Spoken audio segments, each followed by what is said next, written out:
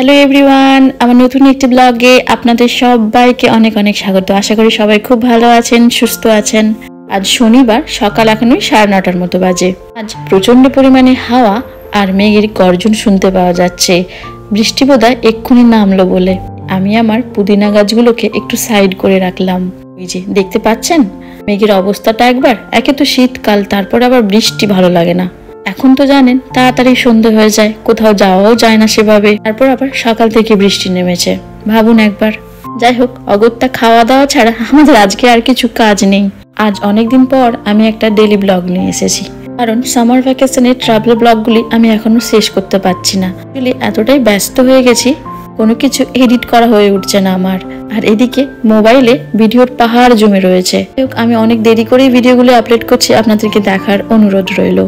কাল আমি ইডলির ওই ব্যাটার ভিজিয়েছিলাম, তাকে আমি এই ওটিজির মধ্যে রেখে দিয়েছিলাম। গরম অবস্থা নয়, এমনি নর্মাল টেম্পারেচারে, টেম্পারেচার আপ ডাউন না হয়। কিন্তু বেশ ফার্মেন্টেড হয়েছে দেখুন। এখন তো শীতকাল, এগুলো ফার্মেন্টেড হওয়া একটু কষ্টের। আমি আমার বন্ধুর কাছ থেকে এই আইডিয়াটা পেয়েছি, বাট আইডিয়াটা কিন্তু ভীষণ কাজে লেগেছে। আপনারাও শীতকালে কিন্তু আইডিয়াটা এভাবে কাজে লাগাতে পারেন। যেহেতু আমরা সাউথ ইন্ডিয়ান খাবার ভীষণ পছন্দ করি আর এটা হেলদিও বটে, সেই জন্য আমার কিচেনে প্রায় সময় ওই ইডলি আর ধোসা হয়ে থাকে। এটা আপনারা যারা আমার ভিডিও দেখেন তারা নিশ্চয়ই লক্ষ্য করেছেন। আর ইডলির এই ছাঁচটি আমাকে আমার একটা বন্ধু গিফট করেছিল। এটি ছোট্ট আর বেশ হালকা। যেহেতু দেশের বাইরে থাকি, তাই ওই প্যাকিং এর সময় ওজনও কম হয় আর জায়গাটাও বেশ কম নেয়, আর যে কোনো পাত্রের মধ্যে সহজেই ফিট হয়ে যায়। তো চলুন তাহলে আপনাদের সঙ্গে বকবক করতে করতে আমার ইডলির ছাঁচটাতে ইডলির ব্যাটার ভরা হয়ে গেছে। এবার এটাকে একটি পাত্রের মধ্যে ফুটন্ত জলের মধ্যে বসিয়ে চাপা দিয়ে দেবো। আর বাকি যেটা বেঁচে গেল ব্যাটার, ওটাকে ফ্রিজের মধ্যে তুলে রাখলাম। ওটাকে এবার কাল কিংবা পরশু ধোসা বানানো হয়ে যাবে। প্রায় 10-15 মিনিট পরে আমি এটাকে তুলে নিয়েছিলাম। দেখুন ইডলিগুলো কিন্তু বেশ নরম হয়েছে। যত নরম হবে খেতে ততই সুস্বাদু হবে। আর এদিকে জানালা দিয়ে দেখলাম বৃষ্টি বোধহয় একটু কমেছে। আর ক্রিপকে আমি ঠিক এইভাবে কেটে কেটে দিই যাতে ওর খেতে সুবিধা হয়। সাথে আমি একটা বাদামের চাটনিও বানিয়েছিলাম। এখন আমার এই বাদামের চাটনি খেতেই বেশ ভালো লাগে। তবে আজকে দুপুরের মেনু কিন্তু একটু আলাদা হবে। এই জন্য আমরা এখন এসেছি এই বৃষ্টির মধ্যেই সুপার মার্কেটে মাংস কিনতে। কি ভাবছি হাঁসের মাংস খাবো, তাই ভাবলাম আপনাদেরকেও সাথে নিয়ে যাই। দেখুন এখানে কত প্রকারের মাংস পাওয়া যায়। আর এই যে ডিপার্টমেন্টটা দেখতে পাচ্ছেন, এতে শুধু হাঁস মুরগির বিভিন্ন ভ্যারাইটি রয়েছে।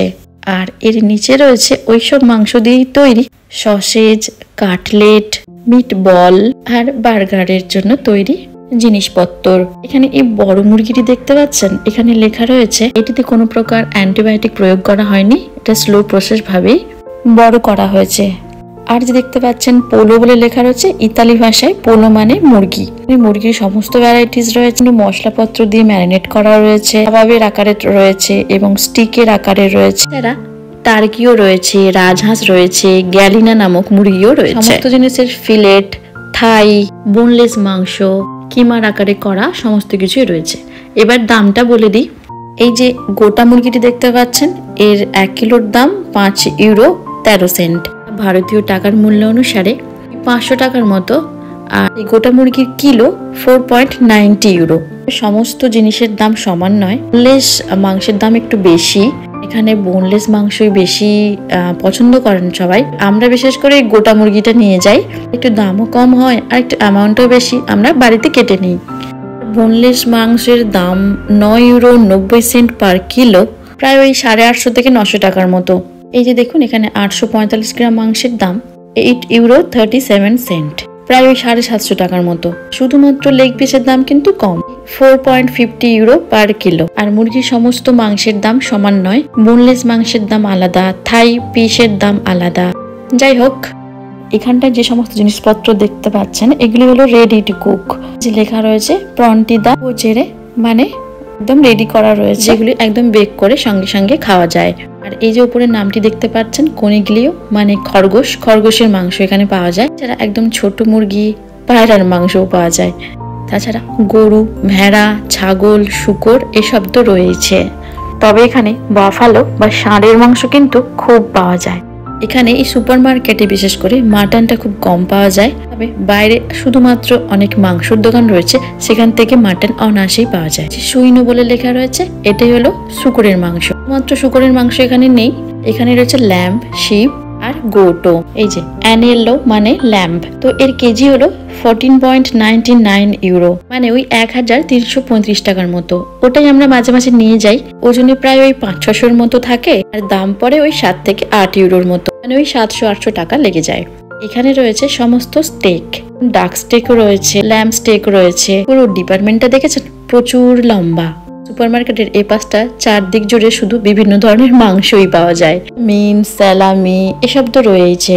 এখানে রয়েছে ল্যাম্বের আস্ত একটা বড় পিস, এখানে রয়েছে গরুর সব ধরনের মাংস। আর এখানকার মানুষজন ভীষণভাবে স্যালাড খায়, আর তার সঙ্গে বিভিন্ন ধরনের বড় মাংসের পিস, চিকেন স্যালাড, র্যাপ করার জন্য সমস্ত রকমের মাংস পাওয়া যায়। এখন যে কাউন্টারটা দেখতে পাচ্ছেন, এখানে সমস্ত রকমের মাংস রয়েছে। ওনারা সাথে সাথে আপনাকে কেটে আপনার মনের মতো পিস করে দেবেন, সেই জন্য বিভিন্ন ধরনের দামও রয়েছে। চলুন, আমরা মাংস কিনে নিয়েছি, এবার আমরা বাড়িতে গিয়ে মাংসটা আপনাদেরকে দেখাই। ভেবেছিলাম আজকে আমরা হাঁসের মাংস কিনবো। আনেত্রা মানে এখানে হাঁসের মাংস বা ডাকও বলা যেতে পারে। দাম হলো 11.24 ইউরো, ওই 950 থেকে 1000 টাকার মতো। ওজনে বেশি রয়েছে, এর দাম হলো 18 ইউরো, প্রায় 1600 টাকার মতো। একবার আমরা এই মাংস এনেছিলাম বোনলেস, খেতে খুব ভালোই লেগেছিল, আমরা এবারে বেশি করে এনেছি। প্রথমবার এভাবে আমরা পরিষ্কার করে রান্নাটা করছি, তবে সুব্রত পরিষ্কার করতে করতে বলছিল এটা মুরগি মাংসের থেকে ভীষণ শক্ত, মানে পরিষ্কার করতে একটু কষ্টই হয়েছে। রান্নাটাও আজ সুব্রতই করবে। প্রথমে মাংসটা সেদ্ধ করে স্টকটা আলাদা করে রাখা হয়েছে, বাকি মাংসটাকে ভালো করে ম্যারিনেট করা হয়েছে দই, আদা, পেঁয়াজ, রসুন আর বিভিন্ন ধরনের মশলা দিয়ে। এই যে এতটা স্টক বেরিয়েছে।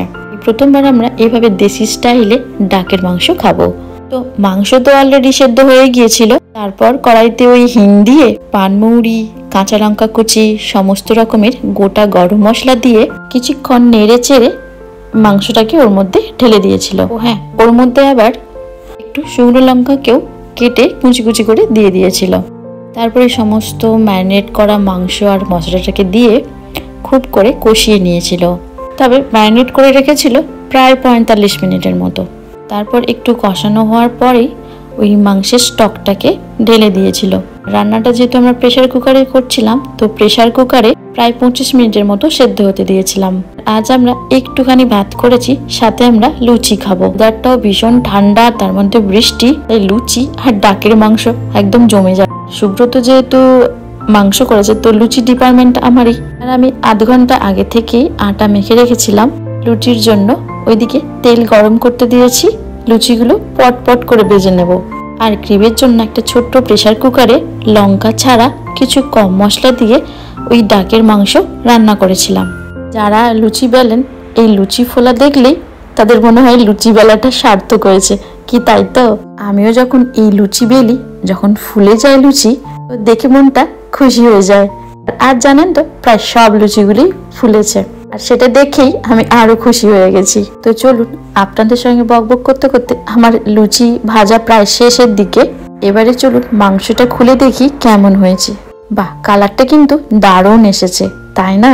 মধ্যে আবার সুব্রতর ইনস্ট্রাকশন অনুযায়ী ওপর থেকে আদা কুচি ছড়িয়ে আর ধনেপাতা ছড়িয়ে আর গরম মশলার গুঁড়ো দেওয়া হয়েছে। মাংস কালারটা দেখে বোঝা যাচ্ছে যে একদম লুচি খাওয়ার জন্য পারফেক্ট হয়েছে। ও হ্যাঁ, ওপর থেকে আবার ভাজা জিরে গুঁড়োও ছড়িয়ে দেওয়া হয়েছিল। চলুন দেখি এবার ক্রিভেটটা কেমন হয়েছে। ওটা লঙ্কা ছাড়া লাল রংটা হয়নি, তবে কিন্তু বেশ টেম্পটেড লাগছে। ওরটাতেও খুলে আমি ধনেপাতা, জিরে ভাজার গুঁড়ো আর একটুখানি গরম মশলা দিয়ে দিয়েছিলাম। এই যে আমাদের আজকে ডাকের মাংস, লুচি আর একটু সামান্য ভাত একদম রেডি, আর সঙ্গে স্যালাড। সমস্ত কিছু জিনিস আমি ওই টেবিলের মধ্যেই নিয়ে চলে এসেছি। আজকের ভাতটা একটু বেশি সেদ্ধ হয়ে গেছে। লুচি খাচ্ছ? আর জানেন তো, মাংসটা বেশ সুস্বাদু হয়েছিল। ভেবেছিলাম হাঁসের মাংস জানি না কেমন হবে, কিন্তু বেশ ভালো হয়েছিল। তো চলুন আজকের ভিডিওটা আমি এখানেই শেষ করছি।